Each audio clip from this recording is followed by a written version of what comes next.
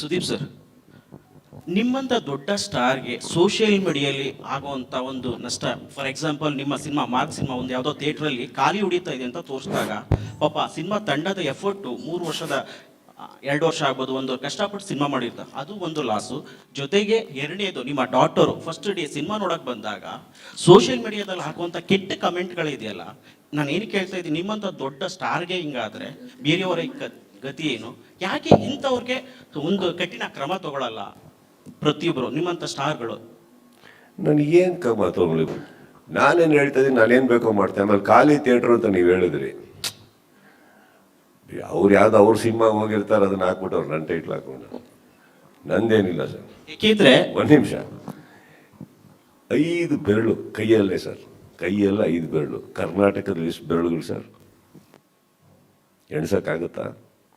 ಒಳಗಡೆಯಿಂದ ಪ್ರೋತ್ಸಾಹ ಕೊಟ್ಟು ಅವ್ರದ್ಯೋ, ನೀವು ನೋಡಿದ್ರಲ್ಲ ವಿಡಿಯೋ, ನಿಂತ್ಕೊಂಡು ಪ್ರೀತಿಯಿಂದ ಹಾಕ್ತಾರಲ್ಲ ಸರ್, ಅವ್ರ ಬಗ್ಗೆ ಮಾತಾಡಿ. ಕೈ ತುತ್ಕೊಡಕ್ ನಮ್ಮ ತಾಯಂದ್ರದ ಪ್ರೋತ್ಸಾಹ ಕೊಡ್ತಾ ಇದಾರಲ್ಲ, ಅವ್ರ ಬಗ್ಗೆ ಮಾತಾಡೋಣ ಸರ್. ಏನ್ ಸರ್ ಅದು ಸೆಲೆಬ್ರೇಷನ್? ಚೆನ್ನಾಗಿ ಅವ್ರ ಬಗ್ಗೆ ನಾನು ಮಾತಾಡಿ ನನ್ನ ಲೈಫಿಂದ 1 ಸೆಕೆಂಡ್ ವೇಸ್ಟ್ ಮಾಡ್ಕೊಳಕ್ಕೆ ಇಷ್ಟಪಡೋಲ್ಲ. ಎಲ್ಲ ವೇಸ್ಟ್ ನನ್ನ ಮಕ್ಕಳು, ಅವ್ರ ಬಗ್ಗೆ ನಾನೇನು ಮಾತಾಡೋದು? ನನ್ನ ಮಗಳ ಬಗ್ಗೆ ಹೇಳಿದ್ರಿ, ಬೆಳೀತಾಳೆ, ಅಷ್ಟು ದೊಡ್ಡವಳಾಗ್ತಾಳೆ. ಒಂದಂತೂ ಸತ್ಯ ಸರ್, ನನ್ಕಿನ್ನ 10ರಷ್ಟು ದೊಡ್ಡ ಒಳ್ಳೆ ಕೈ ಮನಸ್ಸಿದೆ, ಅಷ್ಟೇ ಕೈ ಹಿಡಿತಾಳೆ. ನನ್ನ ಅಭಿಮಾನಿಗಳಿದ್ದಾರೆ, ನನ್ನ ಸ್ನೇಹಿತರಿದ್ದಾರೆ. ಯಾಕೆ ಸರ್ ನಿಮ್ಮಲ್ಲೇ ಎಷ್ಟೋ ಜನ ಪ್ರೀತಿ ಮಾಡಿದ್ದೀರಾ ವಾಯ್ಸ್ ನನ್ನ ಮೇಲೆ? ಈಗ ನಾನು ನಿಮಗೆ ಕೇಳಬೇಕು ಒಂದು ಪ್ರಶ್ನೆ, ಕೊಡ್ತೀರಾ? ಕರೆಕ್ಟಾಗಿ ಮಾತಾಡಿದ್ರಿ ಸರ್. ಇಲ್ಲ, ನಂದೊಂದು ಪ್ರಶ್ನೆ. ಅಲ್ಲ, ಸೋಷಿಯಲ್ ಪ್ರೀತಿಯಿಂದ ಚಪ್ಪಾಳೆ ತಟ್ಟೋ ವಿಡಿಯೋ ಬಗ್ಗೆ ಒಂದು ಪ್ರಶ್ನೆ ಕೇಳಿಲ್ಲ ನೀವು. ಕೇಳ್ತಾ ಇದ್ದೀನಿ. ಇಲ್ಲ ಸರ್, ಫಸ್ಟೇ ಅಲ್ಲಿಗೆ ಹೋಗ್ಬಿಟ್ರಿ ಅಂದ್ರೆ ನಾನು ನಿಮಗೆ ಕೇಳಿಸ್ಕೊಳ್ರಿ.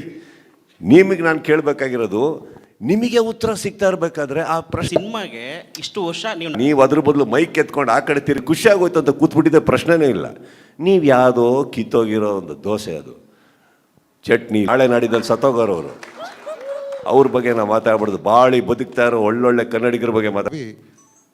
Second day early morning shows ಇರಲ್ಲ, ಬೆಲ್ ಮಾಡಿರೋ ವಿಡಿಯೋನ ಇಟ್ಕೊಂಡು ಫಸ್ಟ್ ಡೇ ಅಂತ ಹೇಳ್ತಾರೆ.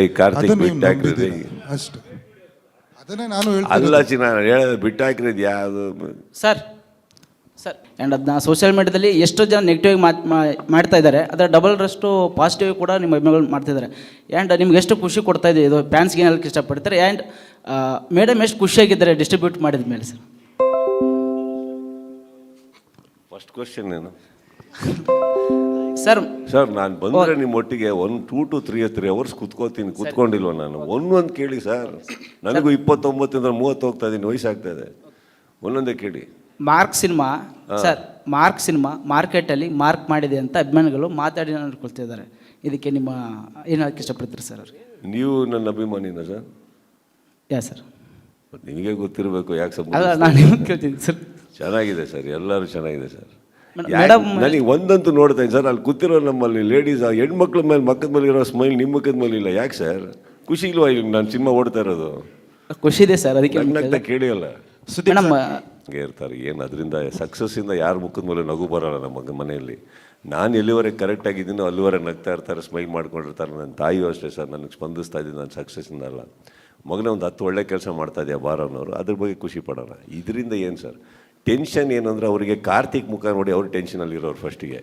ಒಂದು ಏನಕ್ಕೆ ಅಂದರೆ, ಕಾರ್ತಿಕ್ಕು ಅವ್ರದ್ದು ನೋಟಿಸ್ ಮಾಡಿರ್ತೀರ ಸರ್, ಅವ್ರು ಖುಷಿಯಾಗಿದ್ದಾಗಲೂ ಅದೇ ಎಕ್ಸ್ಪ್ರೆಷನ್ನು, ದುಃಖದಾಗದಾಗ ಅದೇ ಎಕ್ಸ್ಪ್ರೆಷನ್ನು, ಯಾರಾದರೂ ಬೈತಾ ಇದ್ರು ಅದೇ ಎಕ್ಸ್ಪ್ರೆಷನ್ನು, ದುಡ್ಡು ಎಣಿಸ್ಬೇಕಾದ್ರೆ ಅದೇ ಎಕ್ಸ್ಪ್ರೆಷನ್, ದುಡ್ಡು ಕೊಡಬೇಕಾದ್ರೆ ಅದರಲ್ಲಿ ಸ್ವಲ್ಪ ಕಳೆದೋಗ್ತಾ ಇರ್ತಾರೆ ಎಲ್ಲರೂ.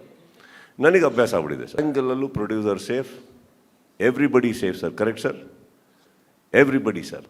ದೇವ್ರ ದಯೆಯಿಂದ ಕರ್ನಾಟಕದಲ್ಲಿ ಕನ್ನಡ ಚಿತ್ರರಂಗದಲ್ಲಿ ಅದೊಂದು ಅಲ್ಪ ಸ್ವಲ್ಪ ಮಾರ್ಕೆಟ್ ಅನ್ನೋದನ್ನು ನಾವು ಉಳಿಸ್ಕೊಂಬಂದಿರೋ ಕಾರಣಕ್ಕೆ ಯಾರು ರಿಸ್ಕಲ್ಲೇ ಇಲ್ಲ ಅಂದಾಗ ಟೆನ್ಷನ್ ಬರೋಲ್ಲ ಸರ್. ನಾವು ಒಂದು ಕತೆ ಹೇಳೋ ಪ್ರಯತ್ನ ಪಡ್ತೀವಿ. ಕರೆಕ್ಟ್? ಈಗ ಸಕ್ಸಸ್ಸು ಫೇಲ್ಯೂರ್ ಅನ್ನೋದು ನನಗೆ ಎಫೆಕ್ಟ್ ಆಗೋಲ್ಲ.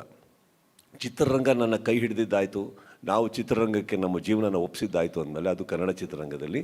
ಇಲ್ಲಿ ಸಕ್ಸಸ್ಸು ಫೇಲ್ಯೂರ್ ನನಗೆ ಕೌಂಟ್ ಆಗೋಲ್ಲ ಸರ್. ಕೌಂಟ್ ಆಗೋದು ಒಂದು ದಿವಸ ಬೆಳಗ್ಗೆ ಎದ್ದು ನಾವು ಒಂದು ಕತೆ ಹೇಳೋಕ್ಕೆ ಇಷ್ಟಪಡ್ತೀವಿ. ಕತೆ ಒಪ್ಕೋತಾರ, ಕತೆ ಒಪ್ಪಲ್ವಾ? ಒಪ್ಕೊಂಡ್ರೆ ಇನ್ನೊಂದು ಸಿನಿಮಾ, ಒಪ್ಪಿಲ್ಲ ಅಂದ್ರೆ ಇನ್ನೊಂದು ಸಿನಿಮಾ. ನಮ್ಮದು ಅಲ್ಲಿ ಇದ್ದೀವಿ ನಾವೆಲ್ಲದು ಹೊರತು ಸಕ್ಸಸ್ ಅನ್ನೋದು ಏನಿದೆ ಸರ್. ಈಗ ಸಿನಿಮಾ ಸಂಭ್ರಮಿಸಿದ ತಕ್ಷಣ ಓಕೆ ಒಳ್ಳೆ ದುಡ್ಡು ಮಾಡ್ತು sir, trust me, that is not success to me anymore. Vijay ಒಂದು ಕತೆ ಹೇಳ್ತಾರೆ, ಇವ್ರಿಗೊಂದು ಚಾಲೆಂಜ್ ಆಗ್ತದೆ. ನಾನು ಸರ್ ವಿಜಯ್ ನನಗೆ ಗೊತ್ತಿಲ್ಲ, ಇವ್ರಿಗಿಂತ ಮುಂಚೆ ನನ್ನ 1-2-3 ಜನ ಸಹೋದರರನ್ನು ಕರೆದಿದ್ದೀನಿ ಸರ್. ಎಲ್ಲರಿಗೂ ಹಾಕಿದ್ದೀನಿ ನಾನು, ಒಂದು ಅರ್ಜೆಂಟ್ ಈ ಸಿನಿಮಾ ಮಾಡಲೇಬೇಕು ನಾವು, ಇಲ್ಲಾಂದ್ರೆ ನಾನು ಬರೋಕ್ಕಾಗಲ್ಲ. ಇವರೊಂದು ಎಳೆ ಹೇಳಿದ ನೆನಪಿತ್ತು ನನಗೆ, ಕರೆದೆ. Vijay you have only so many days. ನಾವು ಅಲ್ಲಿ ನನ್ನ ಪ್ರೀತಿ ಅಂತೀನಿ, ಯಾಕಂದ್ರೆ ಅವರು ಒಂದು ಮ್ಯಾಕ್ಸ್ ಕೊಟ್ಟ ಮೇಲೆ ಅವ್ರು ಎಸ್ಕೇಪ್ ಆಗ್ಬಿಡ್ಬೋದು, ಸರ್ ಇಷ್ಟರೊಳಗೆ ಆಗಲ್ಲ. He came back.